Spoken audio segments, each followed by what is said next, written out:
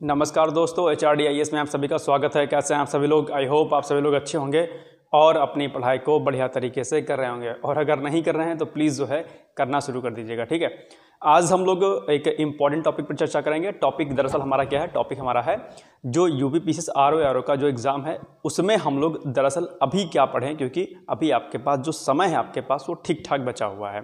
तो ऐसे स्थिति में हमें क्या कुछ करना चाहिए उस पर हम लोग थोड़ा सा जो चर्चा करेंगे। बहुत डिटेल्स में वीडियो नहीं रहेगा, 7-8-10 मिनट का वीडियो रहेगा। प्लीज़ आप लोग इसको देखिएगा और इसके बाद अपने एनालिसिस करिएगा खुद के हिसाब से और फिर उस पर जो है वर्क करना शुरू कर दीजिएगा, ठीक है।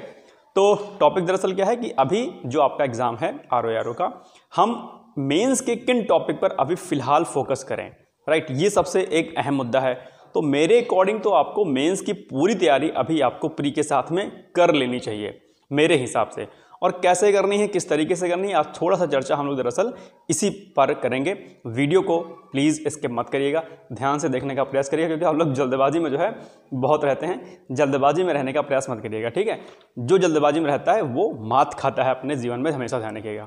वो चाहे पढ़ाई की बात हो या जीवन के किसी भी क्षेत्र की बात हो, अगर आप जल्दबाजी में हैं तो आप जो है मात खा जाएंगे, यानी कि ज़िंदगी की दौड़ में जो है ना कहीं आप छूट जाएंगे, पीछे रह जाएंगे। बात थोड़ी सी छोटी है लेकिन अर्थ इसका बड़ा है, समझने का प्रयास करिएगा बाद में, ठीक है। खैर चलिए हम लोग बात करते हैं। सबसे पहले तो मैं आपको बता दूं कि जो आपका प्री का सिलेबस है, यानी कि GS का और हिंदी का, यही प्री का GS और हिंदी का same as it is syllabus आपका मेंस का है, जहां पर एक पेपर आपको मिलेगा GS का और एक पेपर मिलेगा आपको हिंदी वाला। अच्छा, सिलेबस अगर आपके हाथ में नहीं तो प्लीज़ सिलेबस आप लोग उठा लें। अगर ये सिलेबस इस तरीके से ले लें तो थोड़ा सा आपको समझने में आसानी रहेगी, ठीक है। तो कहने का मतलब ये है कि जब आप प्रीलिम्स में जो तैयारी आप GS की करते हो, ठीक है, 140 नंबर की और 60 नंबर की हिंदी, यही मेंस में आपको 120 नंबर में GS मिलेगा, same as it is syllabus, कुछ भी उसमें डिफरेंस नहीं है। एक बात। दूसरा, इसके अलावा हिंदी में 60 अंक की जो हिंदी आपकी वस्तुनिष्ठ वाली आएगी, जिसमें से 5 टॉपिक हैं, 12-12 अंकों के आएंगे, ठीक है। खंड 2 में से देखिए, खंड 2 में लिखा हुआ साफ साफ सामान्य शब्द ज्ञान एवं व्याकरण, तो इसके 60 अंक पूरे हैं। तो ये 60 अंक प्लस GS का 120 अंक, यानी कि 120 प्लस 60 कितना हो गया? 180 अंक। 180 अंक सीधे तौर पे आपका कब तैयार हो जाएगा? जब आप प्री की तैयारी कर रहे हो GS की और हिंदी की। तो कोई दिक्कत वाली बात इसमें है? इसमें तो आपको कुछ करना है नहीं कि अलग से कुछ करना है, यानी कि ये तो ऑटोमेटिक प्रिपेयर हो रहा है आपका। लेकिन अब वो और कौन से टॉपिक हैं मेंस के जहां पर आपको फोकस थोड़ा और ज़्यादा करना है। तो सबसे पहले आपको जो फोकस करना है वो करना है खंड फर्स्ट में। देखिए, खंड फर्स्ट में जो 4 नंबर का पॉइंट है, 4 नंबर के पॉइंट में दिया है परिभाषित शब्दावलियाँ, प्रशासनिक एवं वाणिज्यिक शब्दावलियाँ, जिसमें से अंग्रेजी से हिंदी और हिंदी से अंग्रेजी आपको लिखना रहेगा। 5-5 शब्द आएंगे प्लस मुहावरे और लोकोक्तियाँ। इतना जो सेक्शन है 10-10 अंक के 3 आएंगे, तो 30 नंबर का आपका ये कंफर्म हो गया। तो इस वाले पोर्शन को, चौथे नंबर वाले पोर्शन को, ठीक है, इसको आप लोग देख लीजिएगा। जो चौथा नंबर का जो पोर्शन आपका दिया है, इस चौथे वाले पोर्शन को भी आप लोग जो है अच्छे तरीके से कर लीजिएगा, राइट। तो इससे क्या होगा कि आपका काफ़ी कुछ प्रिपेयर हो जाएगा, एक बात। दूसरा, इसमें जो सेक्शन बचेगा वो बचेगा आपका दिए गए गद्यांश का शीर्षक और फिर रेखांकित अंशों की व्याख्या, इतना बचेगा। ये दरअसल प्रैक्टिस मांगता है। इसके लिए जो है आप प्रीवियस ईयर के पेपर को उठाइए, वहाँ से देखिए कि किस तरीके से रेखांकित अंशों की व्याख्या की जाती है। शीर्षक एक बहुत महत्वपूर्ण मुद्दा होता है, क्योंकि शीर्षक कई बार क्या होता है कि जो है उसमें कन्फ्यूजन क्रिएट हो जाता है। तो शीर्षक को कैसे पिक करें, यानी कि अगर कोई भी व्याख्या दी है, कोई भी पैराग्राफ दिया है, तो उसका शीर्षक कैसे लें, इसके लिए अलग से मैं वीडियो बना दूंगा। लेकिन इसकी आप प्रैक्टिस करिए। प्रैक्टिस करने के बिहाफ पे क्या होगा कि आपको एक आइडिया लग जाएगा दरअसल कि शीर्षक इसका हमें क्या लिखना है, ठीक है। तो इसकी प्रैक्टिस कर लीजिएगा। इसके अलावा जो इसमें सबसे महत्वपूर्ण जो चीज़ है वो मैं आपसे कह रहा हूँ, वो है आपका 120 नंबर, सॉरी ये 4-3-12 120, हाँ 120 नंबर में जो आपका ये निबंध दिया है ना हिंदी वाला, ये आपके एग्जाम के लिए बहुत महत्वपूर्ण है। 120 अंकों की तैयारी जो आपकी है, ये अगर आप चाहते हैं तो इसको बहुत मजबूत स्थिति में आप कर सकते हैं और यहाँ से मार्क्स आपको बहुत अच्छे आएंगे, क्योंकि 3 ऐसे आपको लिखने के लिए आएगा, 600 शब्दों में लिखने के लिए आएगा। और अंक कितने होंगे? अंक होंगे आपके जो है 40, यानी कि 120 नंबर में आपको ऐसे लिखना होगा। और इसके लिए ऑलरेडी हमने एक बैच लॉन्च किया है, प्लीज़ आप लोग उसको लॉन्च कर जो है ज्वाइन कर लें।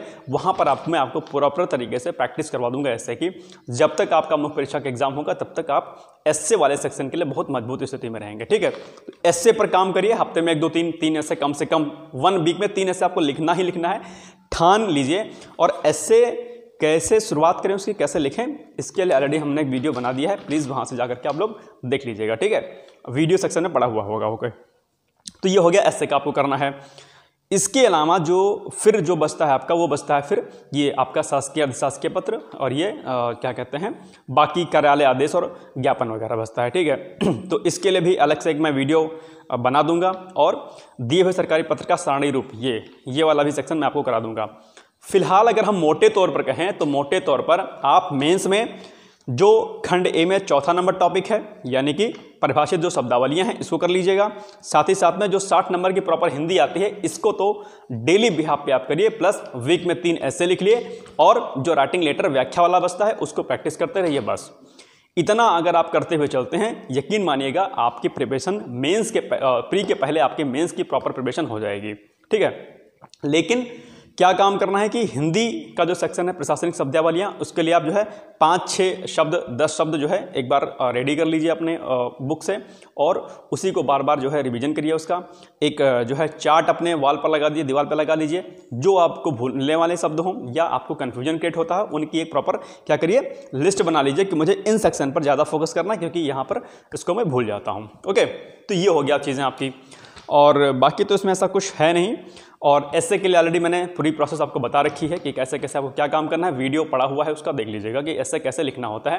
प्रैक्टिस अगर आपको करनी है मेंस एग्जाम के पहले तो जो बैच मैंने लॉन्च किया है उसको आप लोग ज्वाइन कर सकते हैं। डिस्क्रिप्शन बॉक्स में टेलीग्राम का लिंक दिया है, वहाँ से आप मुझसे संपर्क कर सकते हैं और मुझसे बात करके बैच को ज्वाइन कर सकते हैं, राइट।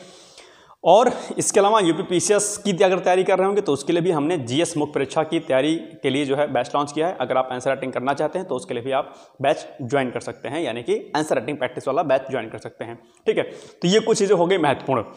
और दूसरी अब मैं महत्वपूर्ण बात बताऊं कि परीक्षा तिथि को लेकर के आप लोग प्लीज़ कंफ्यूज मत हुआ करिए। सितंबर तक आपके एग्जाम होने की पूरी पॉसिबिलिटी है। हाँ, पीछे को लेकर के कुछ चीज़ें चल रही हैं कि शायद जुलाई में ना होने पाए, नहीं हो पाए, मतलब ना होने पाए नहीं कह सकते हैं, शायद जुलाई में ना हो, ऐसा सुनने में अभी आ रहा है।